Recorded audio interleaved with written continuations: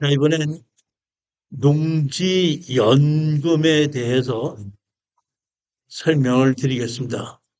농지연금이라고 한다는 얘기는 우리가 국가에다가 농지를 준다 이렇게 생각하시면 되는 겁니다. 농지연금을 신청할 수 있는 조건은 농지 소유자가 만 60세 이상이어야지 되는 겁니다. 2024년의 경우에는 64년생이니까 지금 2025년 되니까 65년도 12월 31일 이전 출생자는 누구든지 농지연금을 신청할 수 있는 나이는 된 겁니다. 영농 경력이 5년 이상이어야지 되는데 5년이라는 것은 한꺼번에 계속해서 5년이라는 것이 아니라 총 합쳐서 5년 이상만 되면은 경력은 인정받는 겁니다. 대상 농지는 전답 과선으로 사업 대상자가 소유하고 있고 실질적으로 영농에 이용해야지 되는 겁니다.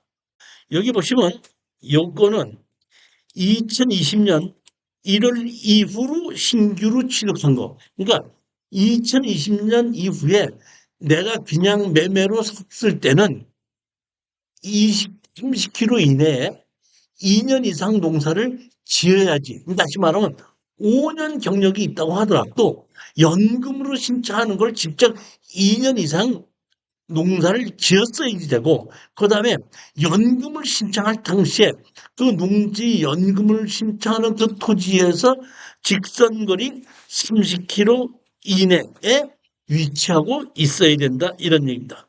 그러면 또 하나는 뭐냐면 계획 농지 있는데 여러분들이 경매로 샀다. 자, 보십시오. 보면 2018년 1월 이후 경매나 공매로 샀을 때는 농지연금이 대상이 안 된다 이렇게 돼 있는데 무조건 안 되는 것이 아니라 조금 아까 말씀드린 대로 그 경매나 공매로 샀다고 하더라도 언제 2018년 이후에 샀다고 하더라도 내가 그 땅에 연금을 신청하는 토지에 2년 이상 집중 농사를 지어야 되고 그 다음에 아까와 마찬가지로 30km 이내에 있다면 주소지가 있다 그러면 경매나 공매로 샀다고 하더라도 연금 대상이 된다는 겁니다.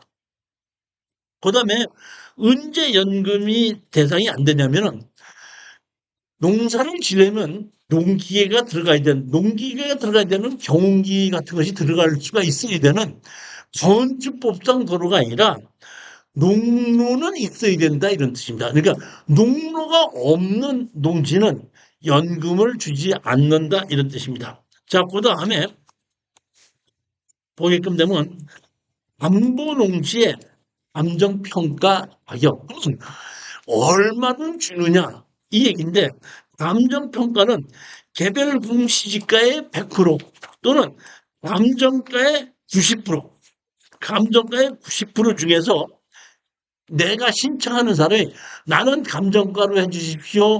나는 공시지가로 해주십시오는 공시지가는 무조건 100% 해주고 감정가로 하게끔 된다 그러면 감정을 새로 신청해 줘야 된다는 얘기입니다. 그러면 우리가 경매로 낙찰을 받을 때는 감정 가격이 10억이었는데 내가 낙찰을 받고 난 다음에 다시 이거를 감정 가격에 의해서 연금을 신청하면 다시 감정을 다시 해야 되기 때문에 먼저 감정 가격하고 똑같을 수는 없습니다.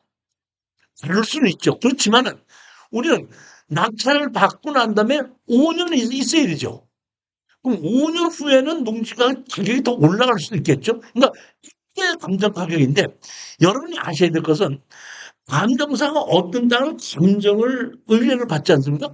제일 먼저 그 감정사가 뭐부터 보는지 아세요?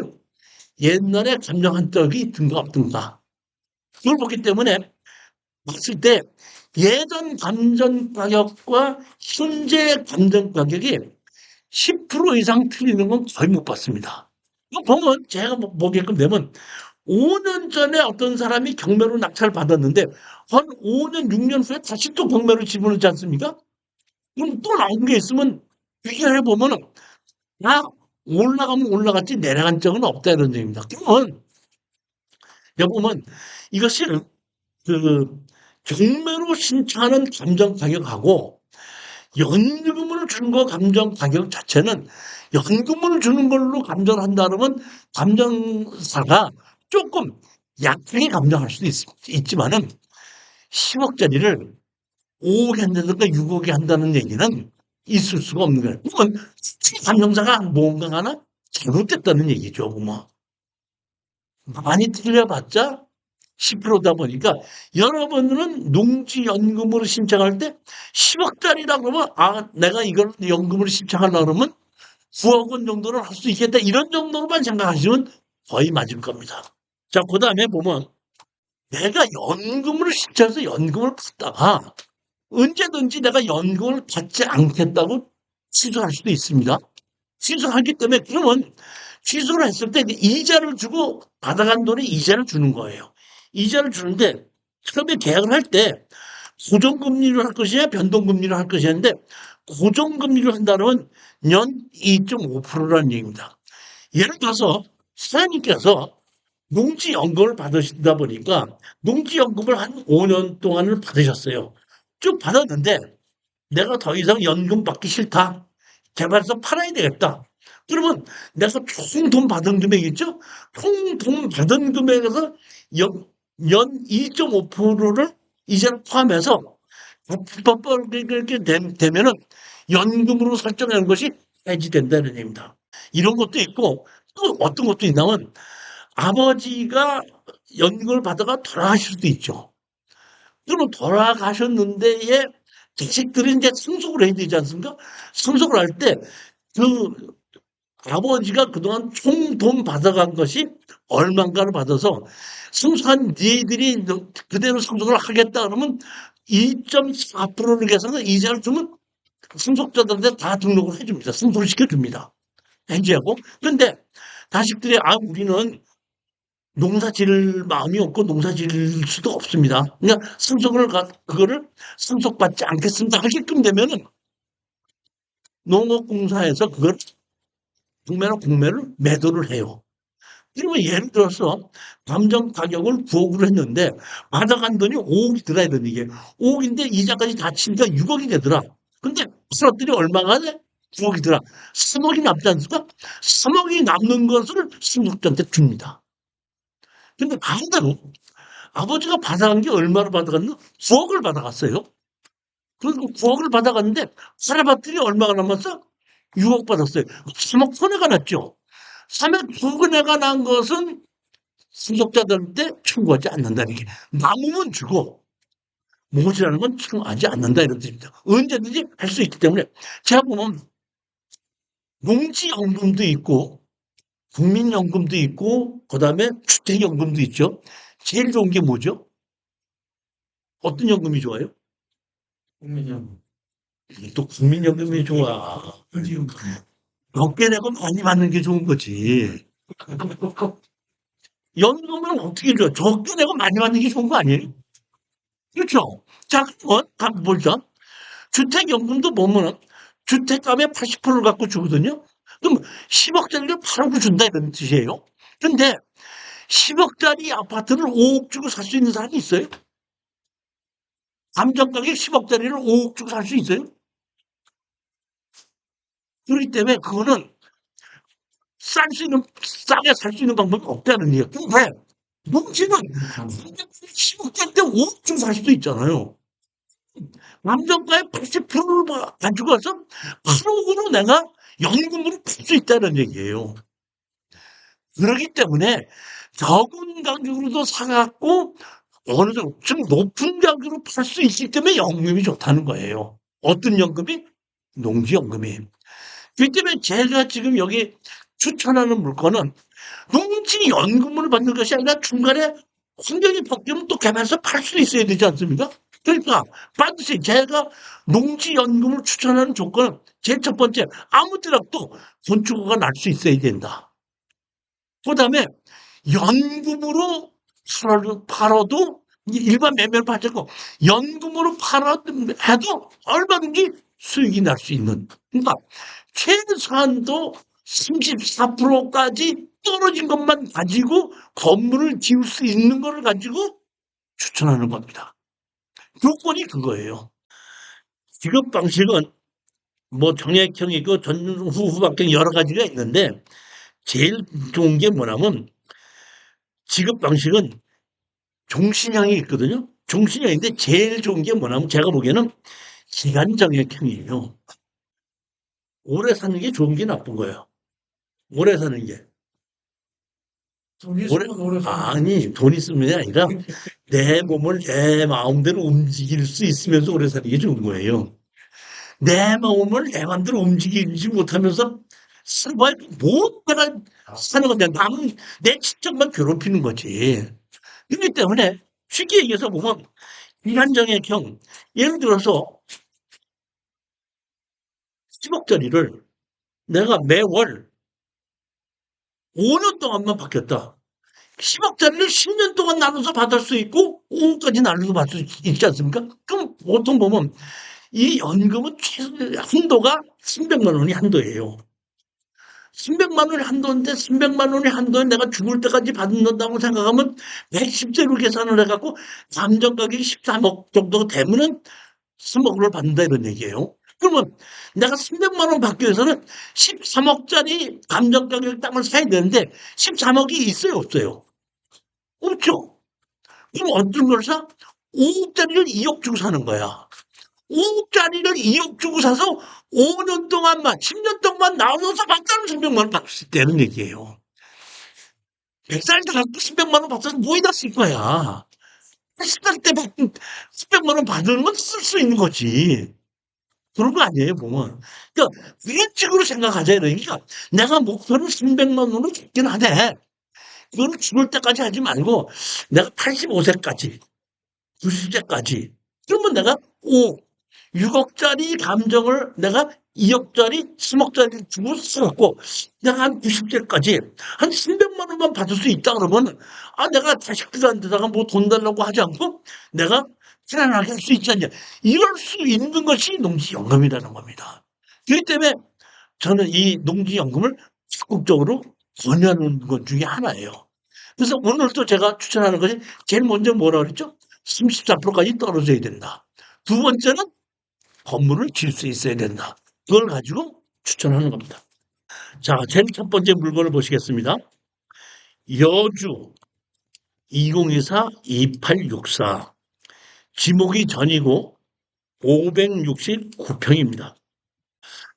공시지가가 39,500원인데 근데 최저가로 지금 45,963원까지 하락을 했습니다. 2억 5,200짜리가 8,600만 원까지 하락을 했습니다. 이것도 보면 8월 20일입니다. 제가 말씀드린 건 아까도 말씀드렸지만은 이 농지가 좋다는 얘기가 아닙니다. 34%까지 떨어졌기 때문에 가성비가 좋다 이런 뜻입니다. 그리고 도로변에 옆에 있기 때문에 건물도 지을 수 있다는 얘기거든요. 그렇기 때문에 첫째로 여러분 질러서 낙찰받을 생각하지 마시고 내가 이런 정도를 가지고 연금을 한 2억 5천을 내가 짜리를 내가 한 9천만 원 주고 투자를 해가지고 한 월 내가 한 85세까지 100만 원 정도만 받을 수 있다.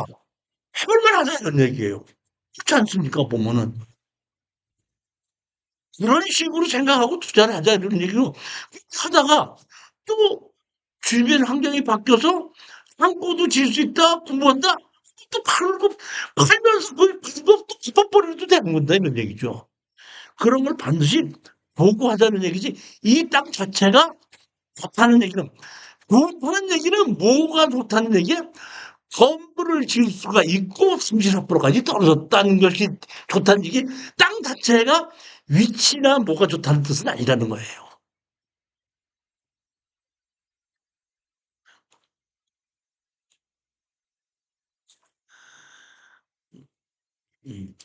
세무점 점유를 만날 수 없어. 등기상 저희나 현황은 농과 같이 혼재하여 이렇게 되어 있습니다. 여기 보면 전인데 자연 녹지 지역이 있고 생산 녹지 지역이 있습니다. 자연 녹지 지역하고 생산 녹지 지역이 있으면 어느 법규 적용받죠? 넓은 땅을 생산 녹지 지역이 넓으면 생산 녹지 지역 적용받고 자연 녹지 지역이 넓으면 자연 녹지 지역 법규 적용을 받는 겁니다. 여기 보시면 이렇게 배래변 옆에 이렇게 코너로 있는 땅입니다. 코너에 있는 땅이에요. 그러다 보니까 삼각형으로 생겼습니다. 이렇게 삼각형이 도로변이 옆에 있고 여기 집이 있죠. 용도 지역은 도시 지역에 뭘로 돼 있죠? 생산 녹지 지역과 자연 녹지 지역으로 돼 있죠. 근데 여기 색깔을 보시면 되면 자 보십시오. 옅은 색깔이 생산 녹지고 짙은 색깔이 자연 녹지 지역이죠. 그러면 여기 이렇게 보시면 여기에 옅은 색깔이 옆에가 짙은 색깔이고 여기 옆에가 옅은 색깔이죠. 그러니까 여기는 생산 녹지고 여기는 자연 녹지이기 때문에 여기는 생산 녹지 지역이 요만큼이에요. 요만큼. 그러니까 여기 땅에다가 건물을 지을 때는 자연 녹지 지역 법규 적용을 받는데 녹지 지역은 무슨 지역이에요? 도시 지역입니다. 관리 지역은 비도시 지역. 그러니까 여기 자체는 도시 지역이라는 얘기고 여기 보면 국어 이렇게 되는데 이 국어가 뭘로 되는 도로로 돼 있는 거예요. 여기 보면 여주에 있는 북내면에 있는 옆에 있는 이렇게 토지입니다. 북내면에 있고 도로 포장된 도로 이렇게 옆에 있죠. 이렇게 이 주변에 이렇게 보면 건물들이 있지 않습니까? 그러니까 아주 나홀로 있는 그런 것이 아니라 주변에는 동네가 형성되어 있는 곳이에요. 그러니까 언제든지 일부 뭐 한 150평이도 분단해서 건물을 지을 수 있는 그러한 땅입니다. 원리 분석을 보시겠습니다. 가장 앞선 압류, 과압류 설정인데 여기 보면 다른 것이 없이 근저당 설정이 되어 있습니다. 기준 권리가 근저당 설정이고 그 밑에 압류가 두 개가 있는데 기준 권리 이후에 있는 것은 다 말소된다 그랬죠? 말소되는 겁니다. 농지 취득 자격증명서를 제출해야 되는 겁니다. 김 누구의 혼자를 가지고 있는 겁니다. 이천에 있는 겁니다. 이천이 우리 직선거리 30km이기 때문에 서울에 계신 분들은 조금쯤 30km가 이천이면 좀 넘을 거예요. 한 4, 50km 되지 않을까 싶은데 북쪽보다는 이천이 여주시가 여주가 상당히 좋죠. 여주가 좋은 이유가 뭐죠? 여주. 여주 보십시오. 자, 여주에 뭐가 지나가죠? 양평으로 해서 고속도로 지나가죠. 중앙고속도로 있죠? 그 다음에 광주에서부터 여주까지 지금 그 자동차 전용도로 있죠? 그 다음에 뭐가 있죠? 제2 경인고속, 저기 뭐 영동고속도로 있죠? 원래 또 영동고속도로가 있죠? 그 다음에 뭐가 있죠? 전철이 있죠? 지금 그 전철이 여주까지 됐는데 원주까지도 연결이 된다 그랬죠. 그러니까 여주 인터체인지 뭐 북여주, 서여주, 남여주, 여주 이런 식으로 인터체인지만 해도 4개, 5개가 됩니다. 거기다 자동차 전용 도로에 인터체인지까지 있기 때문에 교통이 엄청나게 좋아요. 그러니까 제가 예전에 여주에 땅 보러 가면 여주 군청, 옛날에는 군청, 지금 시청인데 옛날 군청 앞에 전부 다 건축 설계 사무소만 딱 있었거든요. 근데 언제서부터 딱 가봤더니 설계사무소 하나도 없어. 전부 다 뭐만 있어? 설계사무소만 있는 거야. 전부 다. 이게 언제서부터는 제2 영동고속도로 생기면서부터 그다음에 자동차 전용도로 생기면서 그다음에 군철 개통되면서 그러면서 여주가 아주 사통팔달이 돼 갖고 상당히 좋은 곳이 여주이거든요. 이 여주에 있는 국내는 지금 보게끔 되면은 그 제2 영동고속도로를 찔거서 나가는 곳이 북내면입니다. 그렇지 않으면은 자동차 전용도로로 해서 여주 자동차 전용도로 나갈 수 있는 게 북내면입니다. 조금 북쪽이고 그 북내면 그 위쪽으로 그 골프장이 몇 개가 있는 그런 동네가 이 북내면인데 여기에 있는 농지가 도로변의 옆에 있는 땅이 34%까지 떨어졌다. 해볼만 하다 이런 뜻입니다. 일곱 번째 물건부터 여주, 이것도 여주입니다. 여주 2024 344 6호인데 저는 조금 아까 얘기했던 것보다 이게 더 좋다 이렇게 보는 건데 여기 보면 2,381평입니다. 공시지가가 59,800원이고 최저가가 6만 1,000원이고 공시지가가 59,800원이면 거의 공시지가 가격으로 떨어진 겁니다. 보면 14억짜리가 4억 8,600까지 하락을 했거든요. 이 감정가 14억짜리면은 60세 되신 분이 현재 60세 되신 분이 신청을 하면은 300만 원 정도 돌아가실 때까지 300만 원 정도가 나올 수 있는 그러한 땅인데 봤더니 이 땅에 건축 허가를 받았었더라고요. 보니까 현황은 토지 개발 등 행위가 이루어진 것으로 보이며 개발이 중단됐다. 다시 말해 이 땅이 지금 보면은 2,000평이 넘죠. 2,300. 2,300평이죠. 상당히 넓은 땅인데 이 넓은 땅을 공사가 졌던 거를 특대로 조금 싸가지고 찌로 만들어 놓고 건축허가를 받았더라고요. 건축허가를 받고 착공기까지 냈던 땅입니다. 뭐 이게 그만큼 위치나 이런 것이 좋았던 땅이다 이런 얘기인데 건축 행정 시스템 세움태에 의하면 신축허가를 득한 것으로 조사되어 있는 바 신축허가만 득한 것이 아니라 착공도 됐더라고요. 건축허가는 건축허가를 받고 1년 이내에 착공하지 않으면 그 허가는 취소됩니다. 근데 6개월씩 2번 연장을 해주거든요. 그러니까 허가를 받고 총 2년 동안은 연장 신청하게끔 되면 착공을 하지 않고도 건축허가는 그대로 살아있는 겁니다. 근데 만약에 착공계를 냈지 않습니까?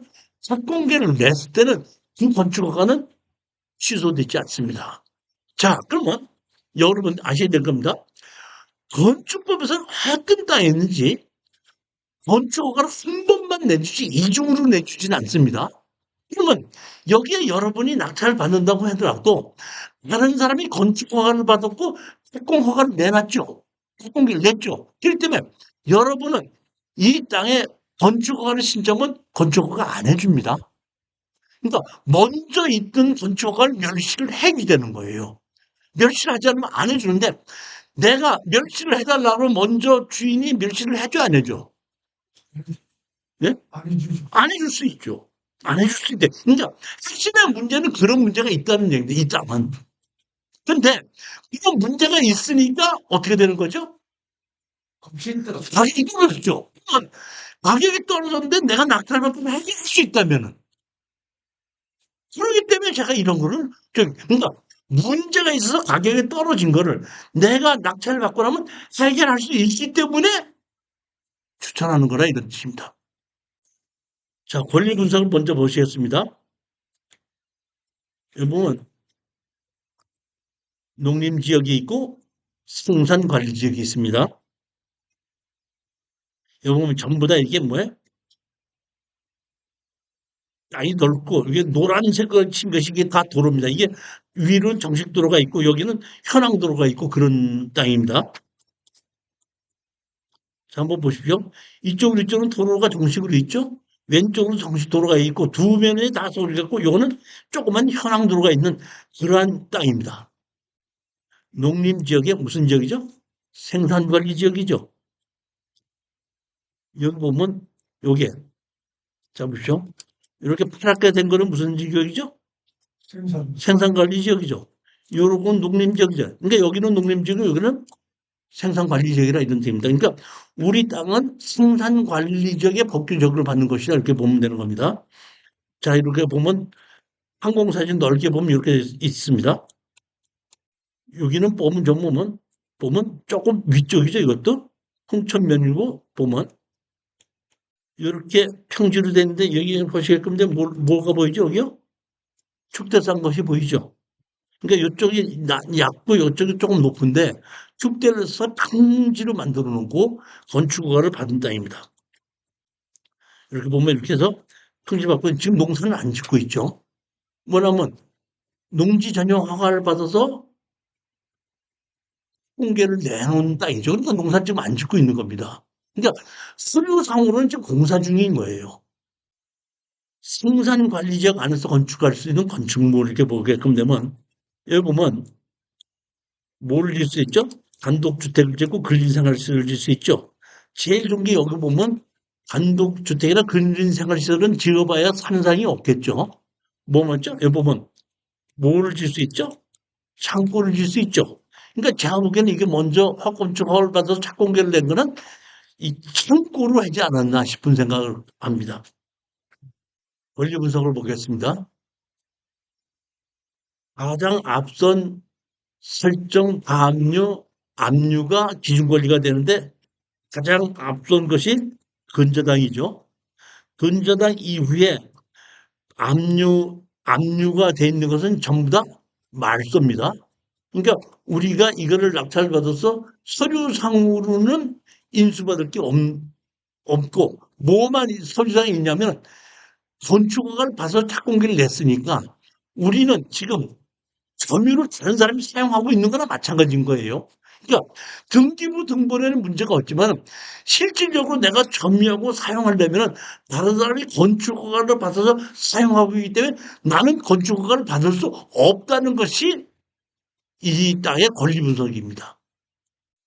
농업회사모임 골든팜입니다. 여기 보시면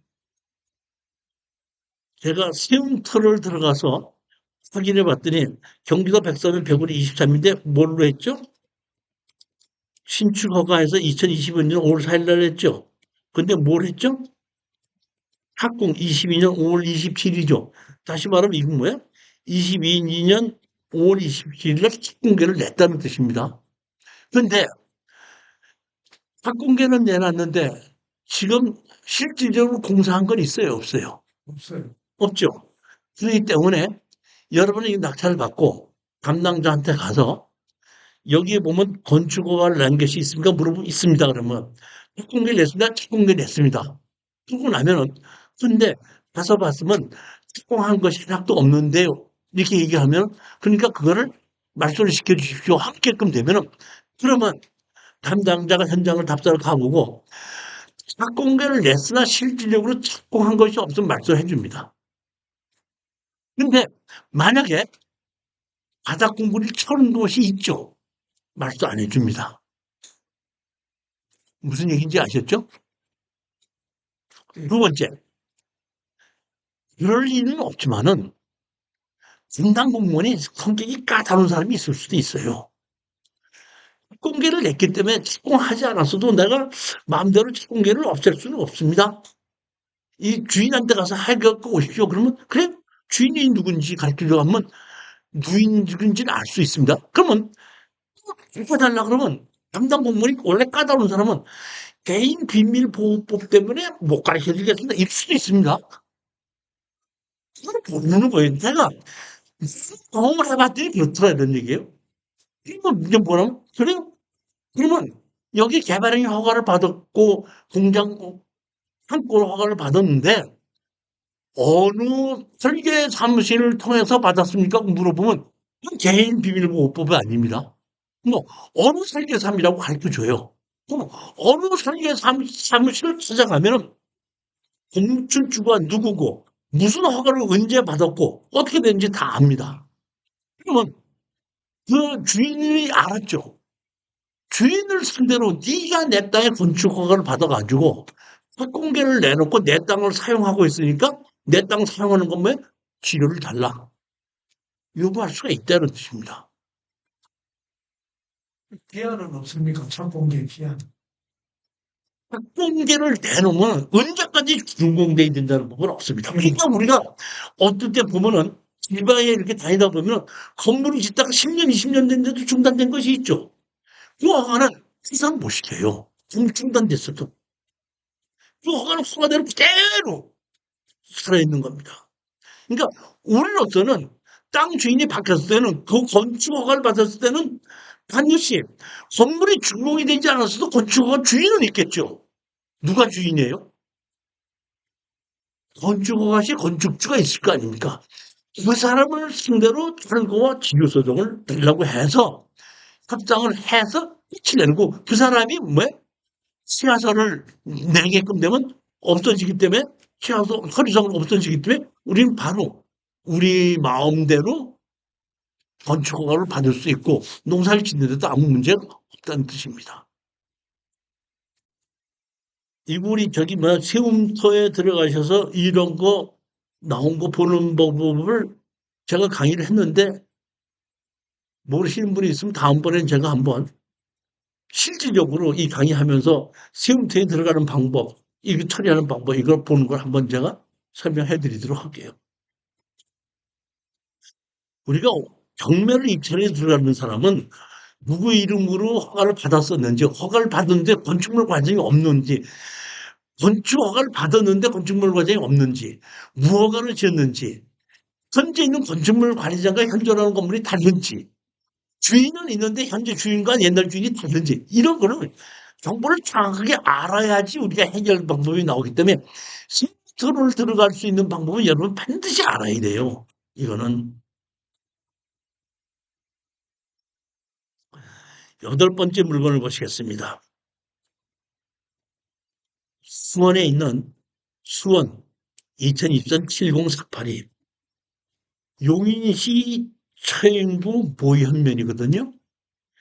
용인시 차인구 모현면이면 성남이나 광주하고 가까운 쪽입니다. 그러니까 용인에서도 전원주택이 상당히 좋은 땅인데 이 좋은 땅이 감정 가격이 지금 얼마였었죠? 보십시오. 30여기 지금 얼마가 있더랬죠? 7억 7천, 7억 7천. 이거를 이 전원주택으로 개발하다가 중단이 됐거든요. 여러분들이 전원주택으로 개발하다가 중단된 거를 여러분이 사서 전원주택으로 매도를 하려고 그러면 어렵지만은 나 전원주택 안 짓고 연금 받겠다 하면 무슨 문제가 되느냐 이런 얘기예요. 그리고 이 사람이 먼저 도로도 만들고 분할도 다 해놨거든요. 팔리면 팔리고 안 팔면 연금 받는데 내가 손해 볼 게 뭐가 있어요. 근데 여기 아셔야 될 것은 이 좋은 땅이 이렇게 가격이 떨어졌을 때는 문제가 있어요, 없어요? 있어요. 문제가 있어요. 문제가 큰 게 두 가지가 있습니다. 무슨 문제가 있냐면 여기 전부 다 땅이 12필지거든요. 12필지 중에서 3필지는 도로예요. 그러면 나머지 필지가 있는데 나머지 필지 중에서 3필지는 장난을 쳐놨어. 어떻게?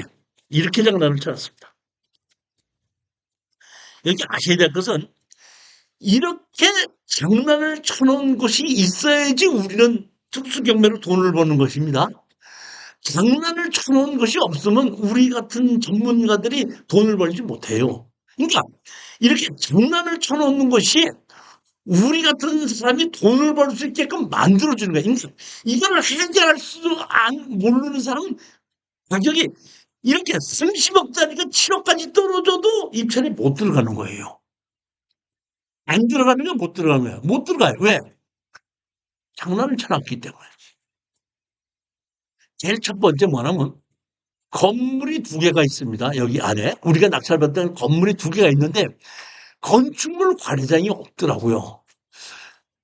하나는 건물을 다 지었고 하나는 짓다 말았는데 건축물 관리장이 없는데 왜 그럴까 하고 가만히 봤더니 그 건물이 일부 차지하고 있는 땅은 경매에서 제외가 됐어요. 다시 말하면 건물이 경매로 나오지 않는 땅을 침범한 겁니다.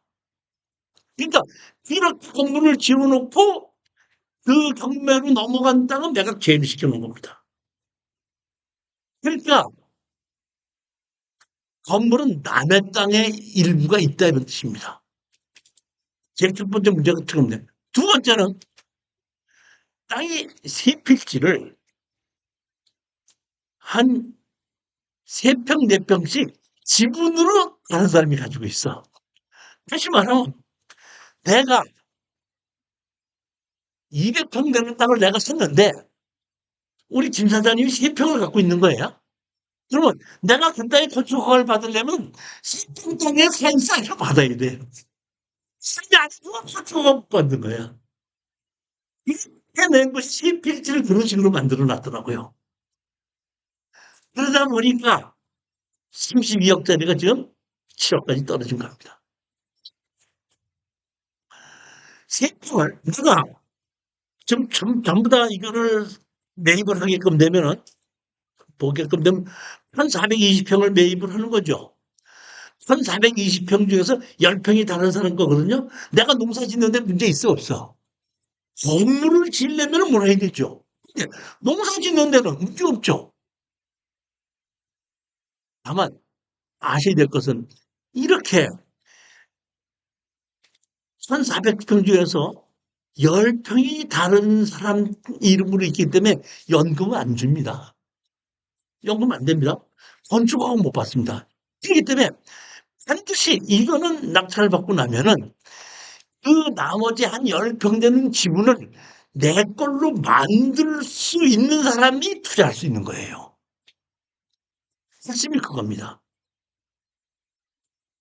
이 땅에 대한 문제점은 아시겠죠?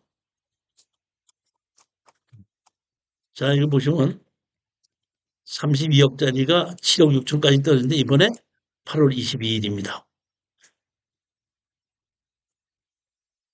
여기 보시면 목록 8, 77중 7306. 77중에 7306이면 뭐 한 4점 얼마, 3점 얼마죠? 187.78. 2000, 이거 좀 바꿔서 썼습니다, 내가.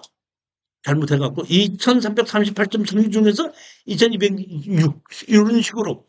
여기 세 필지를 다른 사람이 갖고 있는데, 제가 이걸 봤더니, 직접 이렇게 만들어 놨더구만. 등기부를 다 띄워봤습니다.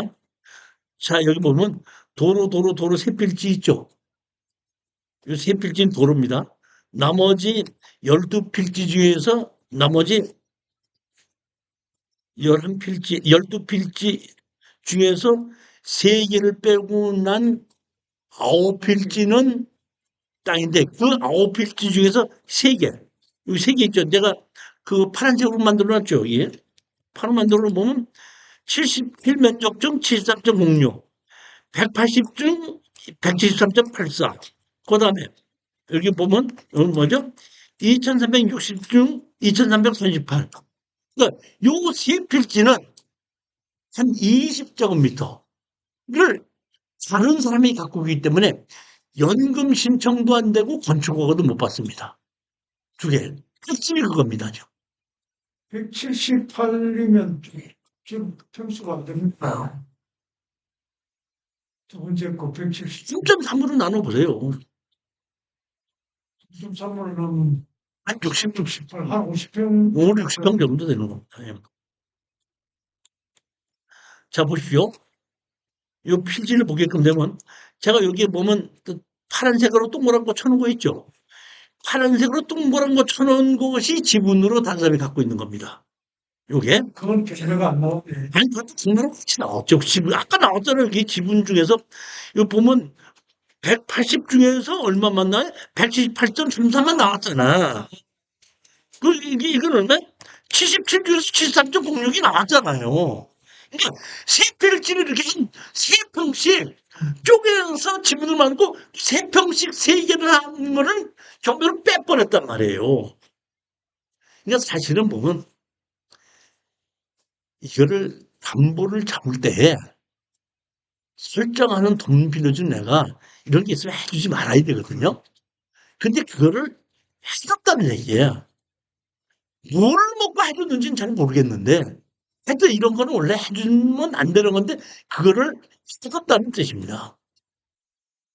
그러니까 이렇게 11번, 10번, 8번 세 필지 넣고 나머지 1번, 2번, 3번, 4번, 6번, 9번, 12번 이거는 우리가 쓰는 데 아무 지장이 없습니다. 그러니까 그러니까 전부 다 12필지에서 3필지는 도로다 보니까 9필지를 우리가 매도할 수 있는 겁니다. 실제로. 그러니까 9필지를 매도할 수 있는 것 중에서 3필지를 지분으로 할 수 있으니까 우리는 나머지 6필지는 내 명의로 할 수가 있고 3필지는 연금으로 되지도 않고 건축허가도 받을 수 없다는 뜻입니다. 전원주택지로 만들어져 있죠. 그렇죠? 근데 여기 보면 건물 매각 저인 건물이 2동이 있습니다. 여기.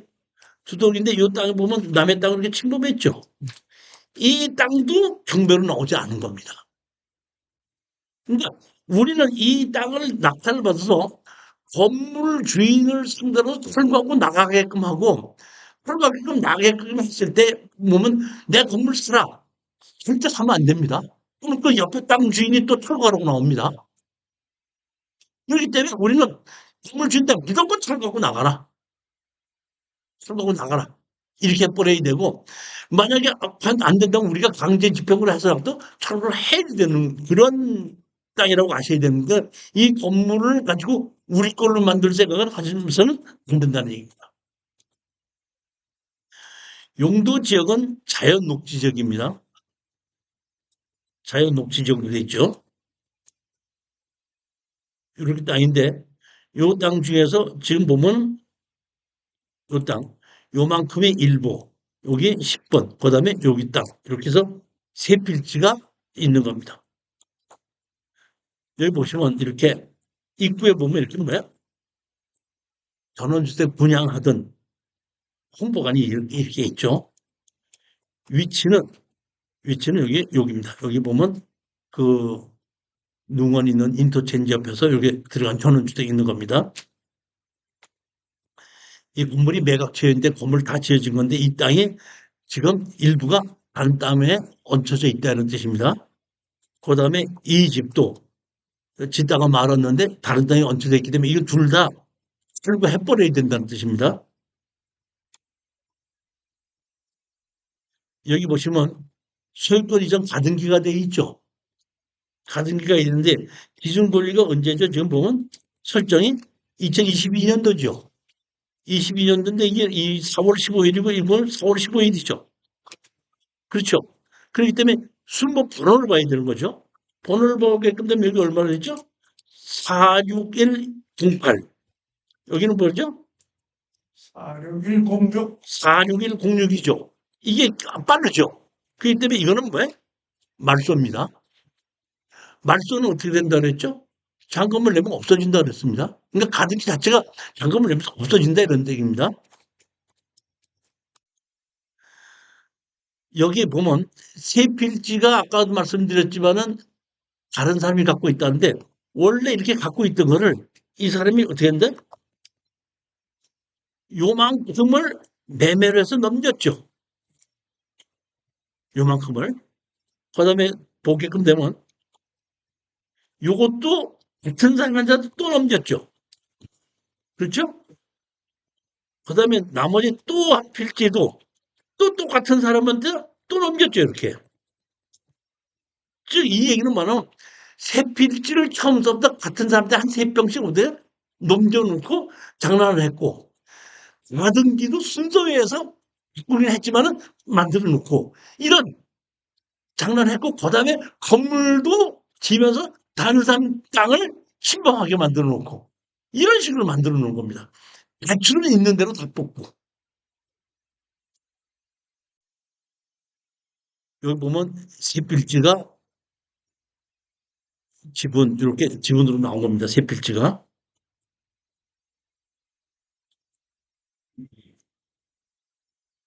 이걸 장난치기. 잠깐만. 여기 보시면 먼저 번에 2022년도에 13억까지 떨어지고 얼마를 주고 낙찰받았죠? 21억 주고 누군가 낙찰받았죠. 2등이 누구였죠? 19억이죠. 1등이 21억이고 2등이 19억인데 이거를 낙찰받았을 때 컨설팅이 꼈을 것 같아요? 안 꼈을 것 같아요? 뛰었어. 꼈을 것 같죠? 음, 컨설팅 비용 받으려면 1등하고 2등이 차이가 나야 되죠. 안 나야 되죠. 그러니까 제가 보기엔 이거는 그 컨설팅 하는 사람이 가짜로 세우는 2등이라 나는 그렇게 보는 겁니다. 절대로 이렇게 문제가 있는, 다시 말하면 건물도 넘어가는 게 있고, 지분으로 장난이 돼 있는 거를 정식적인 컨설팅 하는 사람이 이걸 알고도 이거를 입찰에 들어가라고 하는 사람은 없을 거예요. 그렇기 때문에 제가 보면 1등하고 2등하고 차이 났다는 얘기는 기쁨조를 만들었다 그러죠. 컨설팅 하면서 기쁨조 만들어 놓는 겁니다. 그러면 기쁨조 만들 때 입찰을 지금 집어넣어야 돼, 안 집어넣어야 돼? 근데 다시 말하면 봉투를 다 해놓고 다 집어넣습니다. 봉투 해놓는데 1등 한 것만 봉투까지 나머지 그냥 줍니다. 그러니까 왜안 넣고 신문지 집어넣고 거예요. 1등 진심 있는 걸 아는데 내가 왜돈 넣어 그냥 신문지 집어넣지?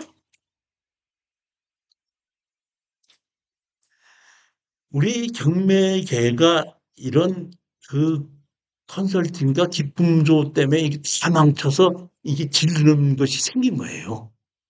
원래 예전에는 이렇게 질르거나 이런 것이 없었어요. 보면은. 저도 한 십몇 년 전에는 낙찰을 받아야지 컨설팅 비용을 받거든요. 그런데 내가 우리 사장님 받으러 갈 때 어느 정도 좀 써야 됩니다 소리를 해야 돼, 안 해야 돼? 그래요, 맞아요. 지금 소리를 내가 나와. 안 나오지요. 이게 내가 내 양심상 이거는 내가 이렇게 하면 되지 안 되는 거 아닌가? 내가 지금 아파트나 뭐 이런 거는 지으라고 해도 되지만 특수경매를 가지고 내가 그렇게 했는데 안 되겠더라고요. 그래서 제가 생각을 바꾼 겁니다. 무조건 1년 동안 얼마를 받는다? 120만 원 받는다. 선사님, 우리 저기 뭐야 낙찰 받았다고 제가 컨설팅 비용 달라고 그랬어요? 안 그러죠. 이게 서로 낙찰을 받고 편하게 물어보고 알 수가 있고 어떻게 할 수가 있는 거예요. 그러니까 편해지더라고요. 근데 자 보십시오. 이거를 이렇게 낙찰 받았는데 지금 언제 얼마까지 떨어졌죠? 새로 그러면 제가 한번 봤습니다.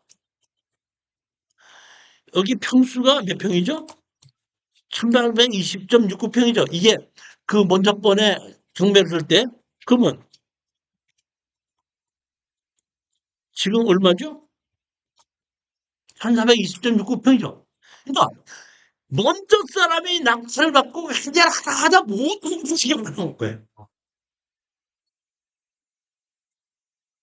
그러니까 이거는 해결할 수 있는 능력이 있어야 되거든요. 자, 해결할 수 있는 방법을 제가 말씀드릴게요. 그러면 여러분, 새 필지를 낙찰받았을 때에 뭘 해야 되죠? 등기 내죠. 사장님 냈죠. 그 다음에 가등기를 쳐야죠. 같이 아니, 가등기 치는데, 가등기를 치면은 세행이라고 나올 수 있죠. 그렇잖아요. 그러니까, 세행하지 말고 진짜로 가등기 치고 세 개를. 하자. 오늘 강의를 끝나고 나면 오늘 그냥 제 생각이에요. 오늘 앞에 생맥주집이라서 서로 얼굴도 알고 이름도 있을까 이렇게 생각하거든요. 그럼 예를 들어서 사장님하고 서로 마음 먹어서 이걸 입찰에 들어가자. 사장님 이름으로 낙찰 받고 나는 여기는 3억 투자하고 사장님 1억 투자하고 새 필지는 내 이름으로 가등기 좀 쳐놓자. 실제로 돈 주는 거예요. 진짜로 하지 말라는 얘기예요. 이해가셨죠? 그래놓고 돈 안 주면 이제 뭘 해야 돼? 다 팔아서 나누자고 해야 되죠. 받은 게 쳐져 있죠. 다른 사람이 낙찰 받아요, 못 받아요? 그럼 결국에는 가격이 떨어지면 다시 낙찰 받죠. 그럴 수 있지 않냐, 이러게. 그러니까 이 지분권자 없애버릴 수 있는데 문제는 가등기를 쳐놓으면 세행위로 주장을 할 수도 있기 때문에 세행위 하지 말고 진짜로 같이 돈 투자해서 진짜로 해라 이런 얘기야. 아예 처음서부터 그렇게 투자해라 이런 얘기예요. 그렇기 때문에 제가 생각을 해본 거예요. 서로 간에 알지도 못하고 뭐 하는데 그러면 뭐 오늘 강의 끝나고 나면 앞에 가서 생맥주 한잔 할 테니까 오십시오 해갖고 와서 앉아서 서로 인사도 하고 전 누굽니다 해갖고 서로 얘기를 하다 보면 서로 자기네들끼리 전락도 하고 연락도 하고 해서 그러면 이번에 당신하고 나하고 좀 내가 돈이 모자란데 좀 같이 해보면 어떻겠으면 할 수가 없 마음에 맞는 사람이 있을 수 있지 않겠냐 이런 얘기예요. 이게 핵심은 그거예요. 가던 길 쳐놓는데 사회 행위하지 말고 진짜 가던 길 쳐라. 정식으로 돈 주고 받고 돈 빌려주고 가던 길 쳐놔라. 아홉 번째 물건을 모시겠습니다. 대구의 2022 8047입니다.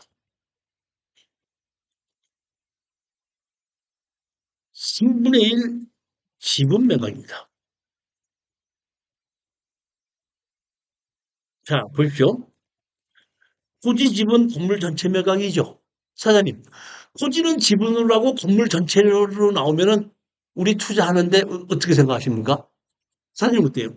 토지는 지분, 건물 전체 매각. 투자할 마음이 있어요, 없어요? 예? 없어요? 없어요? 있어요. 지분이니까. 잘 생각해봐. 토지는 지분이고 건물은 전체래. 그러면 나머지 지분권자가 너 저기 뭐야 내 땅 사용하고 있으니까 너 투구하고 나가고 투구하고 나갈 때까지 돈 달라고 그러면 줘야 돼, 안 줘야 돼? 줘야 되죠. 그러니까 토지는 지분 건물 전체는 사이드 사지 말아야 돼. 예? 그러면 아파트는 토지 지분이고 건물 전체죠. 사 안 사? 또 왜 사? 아파트는 토지 지분이고 건물 전체인데 왜 사? 응, 응. 그거는 순서이 토지는 부분서이잖아. 지분으로 갖고 있고 있잖아요. 그렇기 때문에 그런 아파트 같은 토지 지분 건물 전체는 투자가 괜찮은 겁니다. 근데 아파트가 아닌 단독주택 중에서 토지는 지분 건물 전체는 안 되는 거예요. 이해하셨죠? 자, 그러면 여기 보자 이런 얘기예요. 여기 유치권도 신청해 놓은 곳이 있는데 근린 시설로 얼마짜리가 5억 2천짜리가 얼마까지 떨어졌어? 8,800, 8,800. 아씨. 얘 보면 산업단지 아니더라고. 산업단지 안에다가 이 사람이 너무 창고 같은 거를 지었는데 잘 안 나가는지 영업집으로 세를 준 것 같아요. 그러니까 산업단지 아니다 보니까 땅을 크게 쪼갰어요. 공장이나 창고를 짓기 위해서. 자, 그러다 보니까 자, 봤더니 이 땅 전부 다가 경매거든요. 이 건물이 차지하고 있는 지분이고 건물은 전체야. 아파트가 똑같은 거야. 즉 땅은 구분 소유. 그 구분 소유하고 있는 건물 전체야. 이해가 가셨습니까? 그러다 보니까 일반 사람들은 토지는 지분이고 건물은 전체다고 생각하니까 아무도 안 샀는데 내가 봤더니 구분 소유돼 있는 거거든요. 오늘 구분 소유된 게 두 개예요. 이렇게 가격이 떨어진 게. 그러다 보니까 여기 보시면 지금 얼마 5억짜리가 얼마까지 돼서 8,800만 원까지 떨어진 겁니다. 여기 보면 근린시설 해갖고 1층, 1층 이렇게 돼 있는데 여기 보면 근린시설에서 앞에 건물에 하나가 두 개의 건물이 있습니다. 하나로 돼 있죠. 건물이 두 동으로 돼 있습니다. 여기 보면 감정평가사가 최용석 소유지 지분이라고 나와 있죠. 요만큼이라는 얘기. 이게 이 건물 하나, 이 건물 하나예요. 여기 보면 이렇게 된 겁니다. 이게 건물, 부분 소유 토지입니다. 이게 요거는 스마트 국토 정보로 본 거고, 요거는 다음으로 항공사진 보면 여기 건물 이렇게 돼 있죠. 그러니까 여기가 뭔가 산업단지 아니거든요. 공업단지 아니다 보니까 건물을 크게, 땅을 크게 그렇게 잘라서 공장이나 이렇게 큰 사람은 들어오는데 그렇지 않은 사람은 안 들어오다 보니까 이 사람들이 사가지고 여기다 앞에다 건물 두 개 주고 두 개 건물을 지은 겁니다. 그러니까 건물을 전부 다 여기다 네 개를 지은 겁니다. 구분 소유로. 그러니까 뒤에 주인 따로, 앞에 주인 따로입니다. 뭐. 그러니까 뒤에 있는 주인이 보면 이거를 지금 뭐에 보면 여기 숙당 시장하고 이 정부장을 하고 있고 뒤에서 보면 이렇게 되는 거예요. 이 뒤에 건물이 있고 앞에 건물이 있고 제가 보기엔 이거는 근린시설로 허가를 받았지만 거의 창고식으로 진 것 같아요. 보면은. 기준 권리가 10억으로 돼 있고 11억을 청구한 겁니다. 기준 권리보다 앞서 있는 압류, 가압류, 가등기 가처분 없습니다. 전세권 설정 없고. 여기 그러면 실질적으로 지금 점유하고 있는 사람들이 있는데 이 점유하고 있는 사람들이 3분의 1씩 갖고 있죠. 보면. 그 3분의 1씩 갖고 있는데 제가 이걸 제일 걱정했던 게 뭐냐면 3분의 1을 가지고 있는 면적만큼의 건물이 있을 때에 건폐율과 용적률이 맞아야 되거든요. 보면. 그래서 제가 건축물 관리장을 떼어서 건폐율과 용적률을 봤더니 이게 공업지역 같으면 70%인데 건폐율이 70%인데 65%를 지어서 5%의 여유가 있더라고요. 그렇기 때문에 이거는 구분소인 것이 틀림없더라 이런 게. 그 건축법상으로도 건폐율과 용적률에 넘지 않는 것만큼으로 지어져 있더라 이런 뜻입니다. 유치권 신청을 했죠. 유치권이 뭐라 그랬죠? 유치권? 유치권이 뭐예요? 붙들고 있을 수 있는 권한이죠.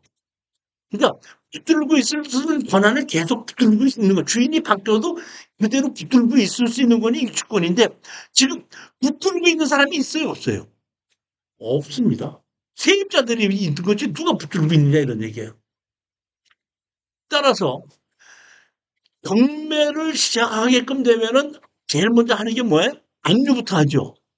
압류 이후에는 압류해놨을 때 붙들고 있으면 안 됩니다. 다시 말하면 경매 개시 결정 전에 붙들고 있어야 되는데 붙들고 있는 사람이 없다는 얘기는 경매 개시 이전부터 붙들고 있다는 사람, 붙들고 있어 강요하고 있던 사람이 없다 이런 뜻입니다. 그러니까 여기 유치권은 무시해도 된다는 얘기입니다.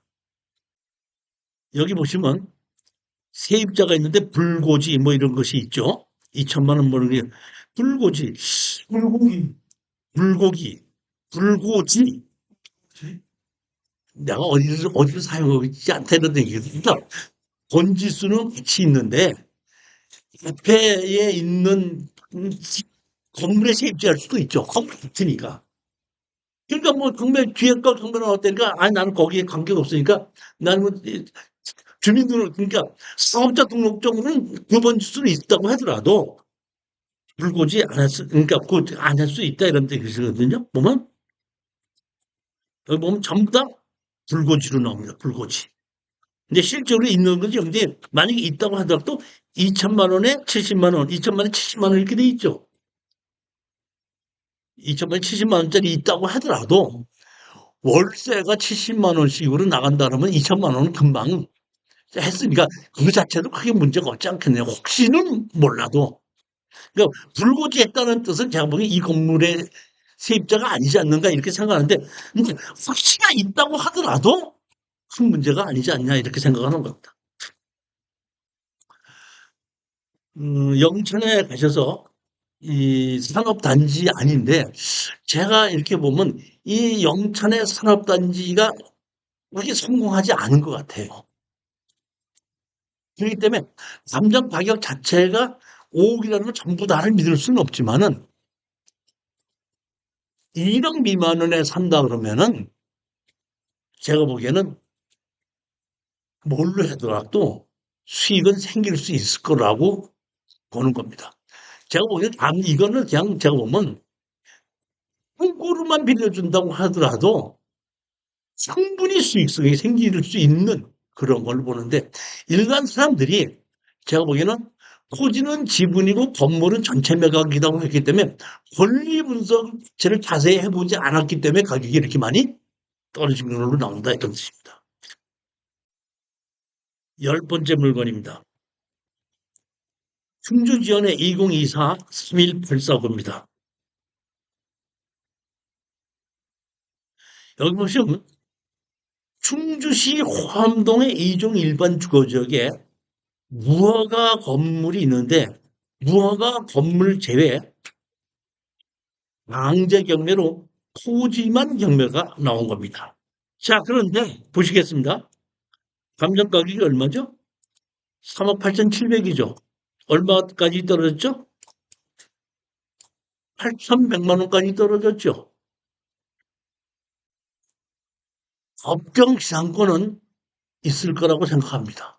근데 건축물은 착공한 흔적도 없고 아무것도 없기 때문에 무허가로 지어진 것인데 이 땅을 상속을 받은 걸로 봤을 때는 건물 주인과 땅 주인이 같았기 때문에 법정 시장권은 인정된다고 생각합니다. 따라서 우리는 낙찰을 받으면은 현재 점유하고 있는 사람이 이것을 해결을 하기 위해서는 뭘 하면 되는 거죠? 강제경매 청구 금액이 2,800이죠. 그러니까 3천만 원 정도를 보면 이 사람은 이걸 취하가 되는 겁니다. 그러니까 만약에 우리한테다가 자기가 보면은 우리한테다가 한 500 정도를 주고 취하 동의서를 받아야 되는 겁니다. 근데 만약에 이 사람이 3천만 원을 갚을 돈이 없어서 우리가 잔금을 냈다고 가정합시다. 그러면 현재 있는 사람을 상대로 해서 뭘 청구하죠? 철거와 진호 소송을 하게끔 되면은 상대편에서는 법정상권이 있다고 주장할 겁니다. 법정상권이 있다고 주장하면 그럼 법정상권 인정이 되니까 진호를 달라. 하게끔 되면 진호가 감정가격이 얼마죠? 3억 8천이죠. 우리는 9천 주고 낙찰을 받고 3억 8천에 대한 이자를 받는다 그러면 예를 들어서 3%라 그러면 3배를 내면 9%의 이자를 받는 겁니다. 이거는 그렇게 받을 수도 있고 이 사람이 나 돈이 없으니까 내 건물 좀 사줘라 이럴 수도 있겠죠. 건물 사줘라 하면은 저는 뭐 내가 여태까지 이렇게 건물을 주고 산 것은 500만 원 이상 주고 사본 적은 없습니다. 그럼 뭐 예를 들어서 500만 원 이상 큰 돈을 줬다고 가정합시다. 그러면 우린 전부 다 뒷판에 낙찰받고 1,000만 원 주고 산다 그러면 얼마를 주고 낙찰받은 거죠? 1억 주고 산 거죠. 근데 감정가가 땅값만 얼마죠? 10억 8천이죠. 그러면 10억 8천짜리를 공인중개사한테다가 2억에 팔아달라고 하면 팔릴 것 같아? 안 팔릴 것 같아요? 그러면 무허가 건물 팔아요? 못 팔아요? 할 수 있습니다. 근데 핵심은 이 무허가 건물을 사는 방법이에요. 보면 제 이제 개발 강의를 들으신 분은 알 수가 있을 텐데 몇 페이지를 보시나 하면은 76페이지 보십시오. 노무현 정부에서 부동산 거래 신고 등에 관한 법률을 만들었습니다. 부동산 거래를 신고할 때에 건축물 관리장이 있거나 없거나 관계하지 않고 건물을 매매를 할 때는 매매 계약서를 쓰고 취득세와 등록세를 내게끔 돼 있고 무허가 건물도 계산세를 내게끔 돼 있습니다. 자, 그러면 여러분들 한번 여쭤볼게요. 건물의 등기부등본이 뭐에다 쓰는 물건입니까? 건물 등기부등본이 뭐에다 쓰는 물건이죠? 계약이요. 아니지. 주인이 누구라는 걸 취하는 것이 건물 등기부등본이 그거 철수로 돼서 철수가 주인이구나. 이거 말고 하는 것은 설정이 돼 있거나 뭐 할 때 쓰는 것이지 내가 설정도 안 한다고 할 때는 그냥 주인이 누구라는 겁니다. 내가 전세를 들어가려면 주인이 누군지 모르려면 뭘 떼봐야 돼? 등기부등본. 건물을 살려면 뭘 떼봐야 돼? 등기부등본을. 등기부 등본은 주인이 누구라는 것을 입증하는 자료가 등기부 등본이에요. 그러면 등기부 등본이 없으면 주인이 누구라는 자료를 만들 수가 있어요, 없어요? 없는데, 자, 노무현 정부에서 부동산 건물에 관한 법률을 만들어서 무허 건물도 쓰면은 뭘 내게끔 돼 있죠? 신고를 하게끔 돼 있죠. 그러면 어느 번지의 지상 건물 얼마 계약서를 쓰는 겁니다. 계약서를 썼으니까 건물을 샀다고 신고해야 돼. 신고 안 하면 법에 걸립니다. 그러면 충주시청에 가서 내가 이 건물을 샀습니다. 건축물 과정이 없는데 내가 무허가 건물 샀습니다. 앞으로 얼마를 주고 사셨어? 500만 원이요. 오케이? 그럼 500만 원 샀으면 1.1% 취득세 내세요 그래요? 그럼 내가 취득세를 냈죠. 누가 냈죠? 산 사람이 냈죠. 그러면 등기부 등본이 없어도 주인 취득세를 냈다는 얘기는 주인이죠. 그러니까 등기부 등본이 없어도 취득세 영수증을 주면 주인이야. 취득세를 냈으니까 그 다음에 뭐가 나와요? 재산세가 나오죠. 무허가 건물도 재산세 나오거든요. 재산세 내오게끔 돼 있습니다. 취득세를 내고 뭘 내죠? 재산세를 내죠. 무허가 건물도 취득세, 재산세를 내는 겁니다. 그러니까 등기부 등본이 없어도 취득세를 내고 재산세를 내면서 내가 주인이라는 게 나은 겁니다. 등기부 등본이 있는 게 좋아, 없는 게 좋아?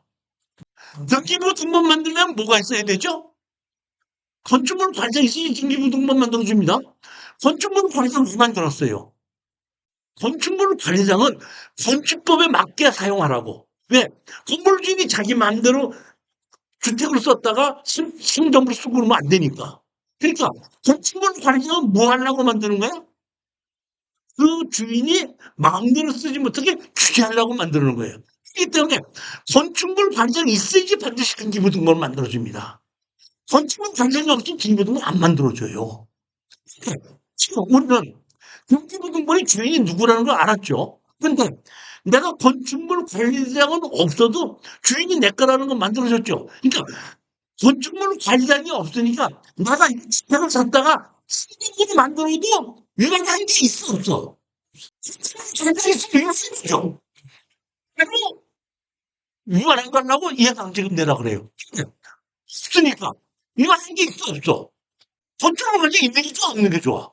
아니 뭐냐면 건축물 관리가 없으면 주인이 누구라는 걸 모르기 때문에 내가 재산권 행사를 못하는 게 장점인 거예요. 근데 재산세를 내면서 내가 주인이라는 게 인정받았죠. 있는 게 좋아, 없는 게 좋아. 자, 여기 보시면 노무현 정부 때 무허가 건물도 매매 시 필요한 서류. 내가 취득록세를 낸다고 하고 되면 무허가 건물 계약서 갖고 오라고 그래요. 어떻게 계약서? 계약서 쓰는 게 있습니다.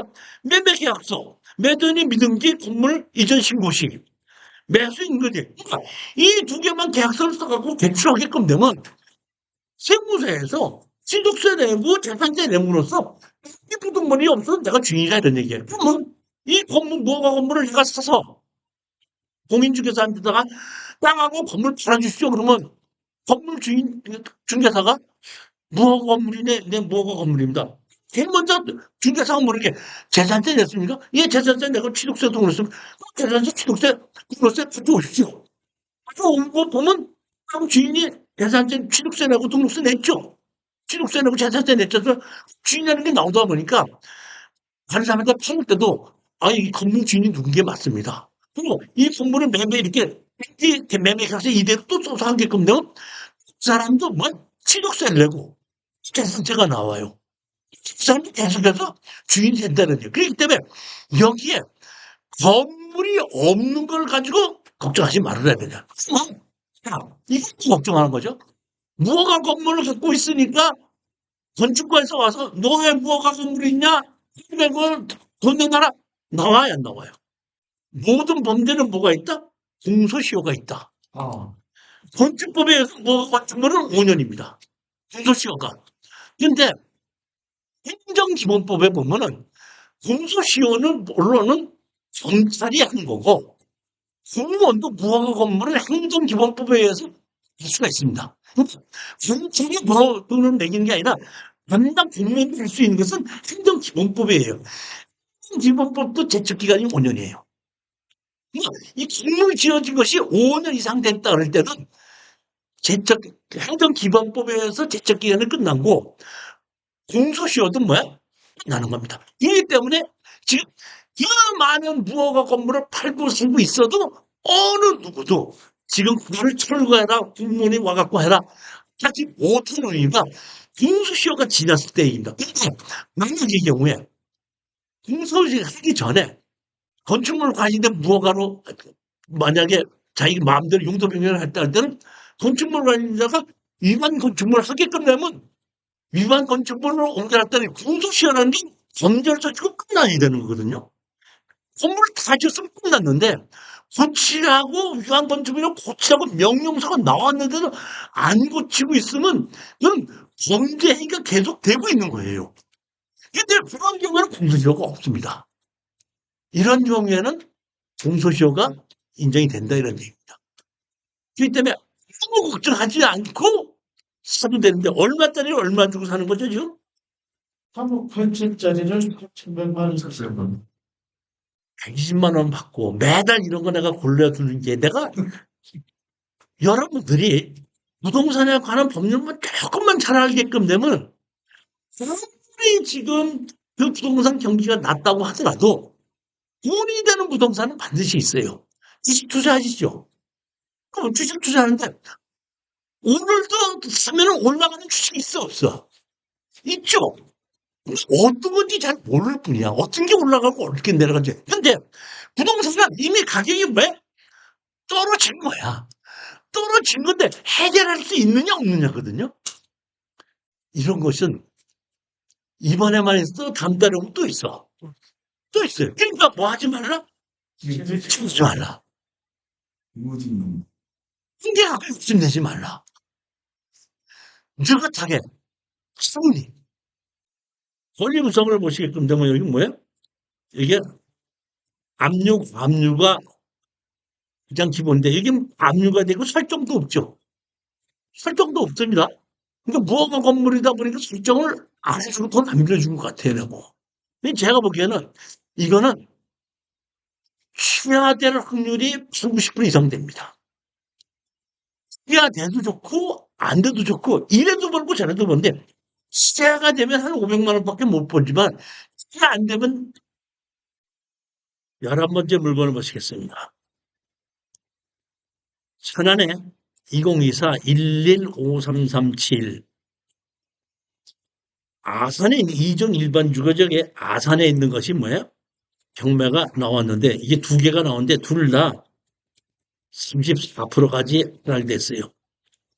즉 이 얘기는 뭐 4억짜리가 1억 3,900까지 하락했는데 여기 아산에 여기 주변에 보면 전부 다 세대가 지어져 있고 다세대를 분양을 한다가 다세대가 분양이 안 돼서 그랬는지 모르지만은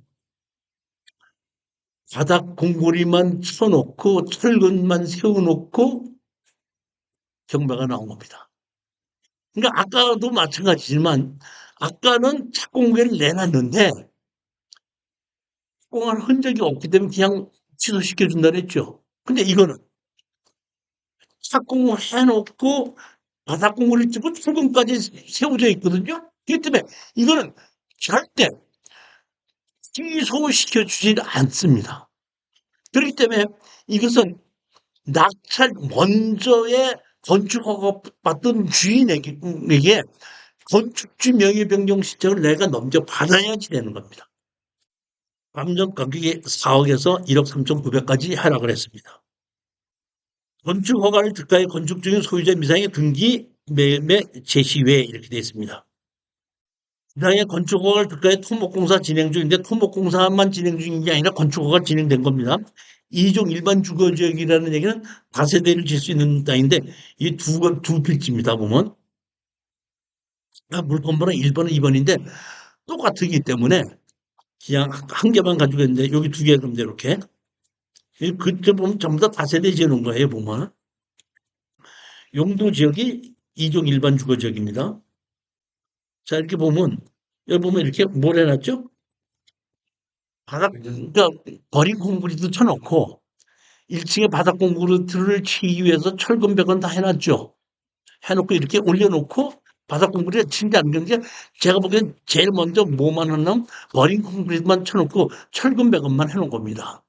그러니까 맨 땅에다가 이렇게 배관을 할 수 없으니까 우리가 제일 먼저 이 지하, 옛날엔 지하를 파는데 지금 지하를 파지 않기 때문에 1층에다 건물을 지을 때에 거기다 철근을, 바닥 철근을 깔아야 되는데 바닥 철근은 그냥 맨흙에다 깔 수가 없다 보니까 바닥을 얇게 버린 콘크리트를 먼저 칩니다. 그래서 버린 콘크리트를 튼튼하게 매놓고 거기에 스미, 다시 말하면 위치하고 정확하게 평평하게 만들어 놓고 거기에 우리가 먹줄을 튕깁니다. 먹줄을 딱 튕겨가지고 거기에 기둥술 자리는 어디 뭐지 다 나오지 않습니까? 그럼 거기에 맞춰가지고 구조물을 만들고 이렇게 설계를 해놓고 이것까지만 해놓고 중단돼서 경매가 나온 건데 이 건물은 매가 제어로 되어 있기 때문에 특공을 냈기 때문에 이것은 이렇게 바닥공구리까지 쳐놓고 이렇게 있기 때문에 취소를 시켜주지 않는다는 얘기입니다. 위치가 다 이렇게 되어 있습니다. 똑같이. 여기 보시면 두 필지 다 있는데 여기 보면 뭐 다세대죠. 다세대나 뭐 근린실러리나 뭐 이런 거를 우리 아산에다 이제 지은 건데 제가 보기에는 요새 다세대 지어갖고 매매 안 되죠. 매매 안 됩니다. 그러다 보니까 다세대를 허가를 받았다가 이거를 경매가 나온 게 아닌가 이렇게 싶은 생각이 듭니다. 권리 분석을 보면 가장 앞서 있는 뭐가 있죠? 건저당이 있죠. 그 다음에 기준권리보다 후에 기준권보다 앞서 있는 압류, 가압류, 가처분, 가등기는 없습니다.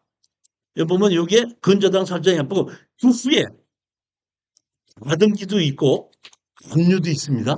그러니까 기준권리 후에 압류나 가등기는 전부 다 말소가 되는 겁니다. 그러니까 아무 문제가 없다는 얘기입니다. 여기 보시면 기준권리 건저당 설정이 21년 7월 23일이고 여기는 언제죠? 보면 23년 6월이거든요. 그러니까 기준권리 이후에 가등기 때문에 이건 말소된다는 얘기가 압류나 가압류도 전부 다 말소입니다. 따라서 이거는 아까도 말씀드렸지 제일 먼저 우리가 해야 될 일이 뭐부터 먼저 해야 되죠? 누군지 아산시청에 가서 건축허가를 낸 사람이 누군가를 알려달라면 안 알려줘 주니까 건축허가 받은 데만 알려달라고 그래서 설계사무실에 가서 주인을 알아내고 그 주인을 상대로 뭐에 건물 철거와 지료 소송을 내는 겁니다.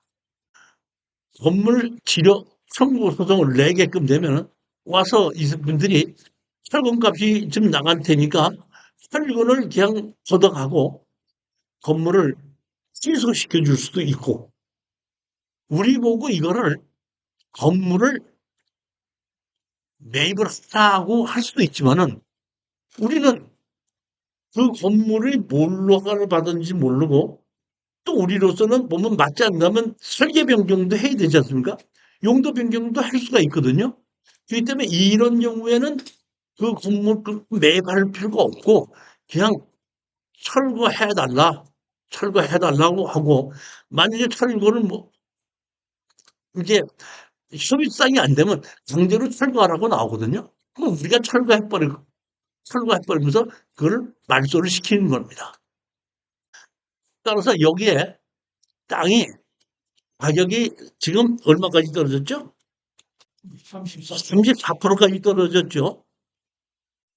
이거를 현재 있는 건축물을 다 없애버리고 일반 땅으로 매매를 했을 때 얼마 정도쯤에 매매를 할 수 있는지 공인중개사한테 알아보고 그 공인중개사가 얘기하는 가격의 10% 밑으로 내가 매도를 할 수 있다고 생각하고 그 가격에 쓴다고 생각하고 내가 얼마를 나면 얼마를 수익이 남겠구나 하는 거를 결정을 해서 입찰 가격에 들어가야 됩니다. 내가 취등록서 내고 그다음에 소송을 해서 건물 다 철거하고 다 없애버리고 내가 매매를 하려고 할 때 그분이 공인중개사가 얼마에 매매할 수 있습니다. 그러면 그 매매한 공인중개사가 매매할 수 있다는 가격의 10%를 더 낮춰서 나는 매매한다고 생각하고 내가 그 가격에 매도를 할 때는 얼마 정도가 내가 낙찰을 받아야지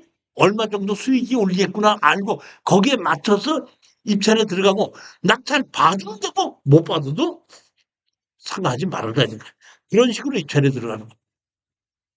소송 기간은 얼마나 걸릴까요? 이게 보면 제가 보면 다 한데 한 6개월 잠금 내가 한 6개월 정도는 걸린다. 그냥 한 빨리 안 빨리 하면 한 3개월이면 끝나는데 혹시 송달이나 뭐 이런 게 늦어질 수 있으니까 6개월 보면 충분하다고 봅니다. 그리고 저 근생으로 바꿀 수 있지 않을까요? 그렇죠. 이게 지금 보면 그쪽에 가서 공인중개사한테 물어보면 다세대는 안 나갑니다. 지금 근생으로 해갖고 밑에는 점포를 넣고 위에 주택 하나 정도를 넣으면은 매매될 수 있는데 그럴 때는 땅이 어느 정도에 매매됩니다 하면 그 가격에 90%를 내가 매매한다. 예를 들어서 뭐 평당 뭐 300만 원이다 그러면 300 그럼 나는 270만 원에 팔겠다. 이런 식으로 생각하고 거기에 맞춰서 가격에 입찰을 글을 써서 낙찰 받으면 받고 말면 말아라 이런 얘기예요. 그렇게 가야 된다는 겁니다. 12번째 물건입니다. 서울 남부 2023-917 이것도 상당히 좋은 땅 중에 하나입니다. 아까 영천도 구분소유죠. 이것도 구분소유입니다. 근데 이거는 앞에 상가가 있는 쪽에 구분소유입니다. 감정 가격이 17억짜리가 7억까지 하락을 한 겁니다. 173분의 38이죠. 건물은 위치상 1호라고 그랬죠. 1호가 있다는 얘기는 2호, 3호 같은 게 있을 수 있으니까 1호라고 만들어 놨겠죠. 그러니까 1호라는 얘기는 건축물 관련이 없는데 법원에서 그냥 그 토지의 건물 2개 중에서 하나를 판다는 걸로 해서 1호를 만들어 놓은 겁니다. 여기 보면 1층, 2층 옥탑에 이렇게 있고 여기 보면 대지는 125-12번지에 뭐에 보면 조병욱 지분의 1인에서 2공지 49입니다. 마른 목골이라 그러나 사다리꼴에 있는 땅이 있는데 여기 보시면 이 땅에 건물이 있고 이 땅에 건물이 있습니다. 그러면 원래는 땅 건물 주인이 다르니까 이렇게 분할을 하면 맞겠죠. 근데 분할을 못했어요. 왜냐면 이건 분할을 안 해줍니다. 분할을 안 해주는 이유는 건물을 있는 걸 땅을 분할했을 때 도로가 없이 분할이 되면 분할을 안 해줍니다. 다시 말하면 이 땅의 건물 주인이 달라서 이렇게 분할을 하게끔 되면 이 앞에 있는 땅은 도로에 접하게끔 되는데 뒷 땅은 도로에 접하지 않는 맹지가 되거든요. 이거는 분할을 안 해주기 때문에 어쩔 수 없이 구분소유로 같이 갖고 있는 거예요. 분할을 안 해주는 겁니다. 근데 보면 실제로 현황의 이 도로는 조그만 골목으로 현황 도로는 있어요. 앞뒤로 다. 근데 자동차가 못 들어갈 만한 좁은 거기 때문에 제가 보면 여기 집에 사는 사람은 상당히 조금 좀 자동차가 못 들어가게끔 되니까 좀 불편한 거고 여기 대로변 옆에 있으니까 아주 상당히 좋은 겁니다. 그렇기 때문에 이것도 토지는 기본 건물 전체인데 아까 영천거와 마찬가지로 구분 소유거든요. 그렇기 때문에 이것도 토지 건물 아파트나 마찬가지로 구분 소유이기 때문에 아무 문제가 없는 땅 건물이 얼마짜리가 17억, 17억짜리가 얼마까지? 7억. 7억. 이런 건 대출 안 해주죠. 아니 이건 구분 소유이기 때문에 대출해 주죠. 아파트를 땅 지분인데 대출 안 해주니까 해주죠. 그리고 이거는 보면 지금 뭘로 돼 있죠? 근린주택으로 돼 있죠. 근린주택 저거는 근린생활으로 들어갑니까? 주택으로 들어갑니까? 주택으로 들어가죠. 그래요. 위는 주택이고 밑에는 근린시설이다. 이러네. 그게 이제 근린주택이거든요. 옛날에는 그 사용하는 면적에 따라서 면적을 해줬잖아요. 아니 그게 아니라 이제 주택임대차 보호법을 다시 말하면 빌린 주택의 이제 시설에 내가 이제 세를 들어서 내가 미장원을 한다고 가정합시다. 미장원인데 앞에 반 정도는 미장원을 쓰고 반은 주택으로 쓸 수가 있잖아요. 근데 주택임대차 보호법에서 그걸 주택으로 보고 인정을 해주냐 안 해주냐 그거가 거기서 나온 거거든. 그러니까 이런 경우에도 그렇게 빌린 시설을 쓰고 있어도 일부 사람이 하고 있으면은 그걸 주택으로 인정해서 주택임대차 보호법에 의해서 해주겠다. 이제 이런 얘기, 이건 주택임대차 보호법인데 첫 게 나왔었는데 그 위에 지금 그 뭐 상가임대차 보호법도 나왔잖아요. 그렇기 때문에 지금은 그런 걸 많이 안 따져요. 그러니까 한기에 상가임대차 보호법은 없이 주택임대차 보호법만 있을 때 상가를 내가 세를 얻어서 일부는 상가로 쓰고 일부는 주택으로 썼을 때 그거를 주택임대차 보호법으로 인정해 주냐 안 해주냐를 가지고 다뤘던 거죠. 그 당시에. 여기 보시면 이렇게 상가구로 돼 있고 건물이 두 개가 돼 있고 2종 일반 주거지역입니다. 용도 지역이 2종 일반 주거지역이고 건물이 비춰져 있고 앞에 이렇게 보면 양꽃이 뭐 이렇게 있고 여기는 주택인 거 같고 뭐 모르겠습니다. 보면. 이렇게 해서 권리 분석을 보게끔 되면 여기 보면 근데 이게 지분으로 처음부터 지분으로 된 겁니다. 건물을 있고 저당 그렇게 돼 있고 그래서 건물을 둘이 같이 산 거죠. 같이 그러면 김복순 저병을 보면 내가 보면 이 부부가 이걸 사서 위에 살면서 임대를 주면서 월세를 받는 게 아닌가 이렇게 싶은 생각이 듭니다. 여기 보면 건축물 과정이 같은 번지수에 두 개가 있습니다. 그 건축대인데 이 건물 하나가 있고 이 건축물 과정에 하나가 있거든요. 그러니까 우리가 낙찰받는 건물은 이 건물이라 이런 식입니다. 그러니까 이 번지수에 처음부터 건축물 과정이 두 개가 있는 건데 하나의 주인은 전부 다 건물 두 채 중에서 한 채만 경매로 나왔다는 얘기고 이 한 채가 차지하고 있는 땅이 이분의 지분으로 규매가 나왔다 이런 뜻입니다. 그렇기 때문에 이거는 아파트와 똑같이 마찬가지로 토지는 지분 건물 전체로서 아무 문제가 없는 이런 위치 좋은 상가가 17억짜리가 7억까지 하락이 된 거다 이런 얘기. 여기 보면 범퍼 임차인이 이렇게 많이 있는데 전부 다 권리 분석에는 아무 문제가 없는 겁니다. 고양시 2024에 77494 단독주택인데 고양시 소분 상당히 좋은데 7억짜리가 2억 4,300까지 떨어졌더라고요. 이런 거는 주택이기 때문에 제가 보기에는 이런 거 투자할 때는 이걸 낙찰받으면 쓸 생각하지 말고 일로 이사 가서 쓸 생각을 하세요. 현재 살고 있는 아파트 팔고 일로 이사 가서 한 2, 3년 살면서 감정 가격에 그대로 팔고 나오면은 한 3, 4년 사이에 내가 보면 한 3, 4억 벌 수 있는 게 이거는 겁니다. 그러니까 이거는 진짜 바로 살린다고 생각하지 말고 여기 사서 내가 일로 이사 간다. 그리고 내가 살고 있는 아파트 팔아버린다. 그리고 한 3, 4년 살면서 감정 그대로 팔고 나오겠다. 투자를 이건 그렇게 하는 겁니다. 아무 문제가 없어요. 집도 너무 좋죠. 일산 속에 어떻게 이런 좋은 건물이 있고 이것이 어떻게 34%까지 떨어지는 거야 싶을 정도로 좋더라고요. 이거는 8월 언제죠? 28일입니다. 7억짜리가 2억 4,300까지 하락한 겁니다. 물건 안내를 보시게끔 되면 1층하고 2층으로 되어 있습니다. 여기 앞두 빌지 도로하고 대지 이렇게 되어 있습니다. 여기 보시면 여기 앞에 있는 땅이고 이 도로로 되어 있는데 여기에 보면 도로로 되어 있지 않죠.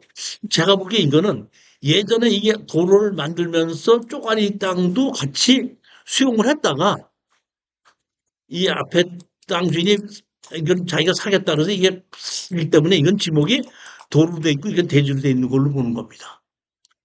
이렇게 땅이 되어 있는 거고 도로가 이렇게 있습니다. 용도 지역은 계획관리 지역입니다. 도로 포장이 됐고 여기 보면 집이 이렇게 생겼죠. 집이 상당히 이쁘지 않아요? 나무도 좋고 도로도 있고 이거는 가서 2억 얼마 주고 2억 5천 주고 사서 할 생각하지 마세요. 이게 바로 팔아서 돈 안 됩니다, 이거는. 사서 일로 이사 들어가는 겁니다. 그리고 현재 살고 있는 아파트 파세요. 들어가서 한 3년, 2년 살면서 7억에 내놓겠다. 팔리면 팔고 안 팔리면 파는 거예요. 살면서. 그러면 2억 5천 주고 사서 한 2, 3년 살면서 한 7억에 팔고 나오는 거예요. 이건 그렇게 가는 겁니다. 그러니까 이걸 보면은 다른 아파트가 있지 말아야 되죠. 1가구 1주택으로 만들어야 되죠. 살아버리는 겁니다. 그래갖고 2년 거주하죠. 3년째 보면 1가구 2주택으로 양도소득 없이 그냥 팔고 나오는 거예요. 이건 그렇게 팔아야지 돈이 되는 겁니다. 정자도 이렇게 만들어 놓고 위치도 제가 보면 일산 서구는 좋아요. 그래서 제가 이건 참 이런 것이 이런 정도라면 한번 해볼 만하다 싶어갖고 추천한 겁니다. 권리분석을 보면 근저당 설정이 1순위가 있습니다. 뭐 1순위가 청구가 얼마였죠? 2억 1,400입니다. 보면 이거 갖고 여기 보면 그 근저당 설정한 거에 대해서 이거 경매가 나온 거기 때문에 보면 여기 주인이 지금 경제적으로 상당히 어려운 것 같아요. 보면 그래서 이게 경매가 나온 게 아닌가 싶은 생각이 듭니다. 융평상호 저축은행 이렇게 돼 있죠. 14번째 물건입니다. 서울중앙법원 2024 12176인데 대치동에 있는 다세대라고 하는데 다세대라고 보기에는 제가 보면 그렇고 허가를 다세대로 냈지만은 이거는 원룸으로 도시형 생활주택 수준으로 온다는 겁니다. 몇 평이죠? 7평입니다. 대지가 3.5평.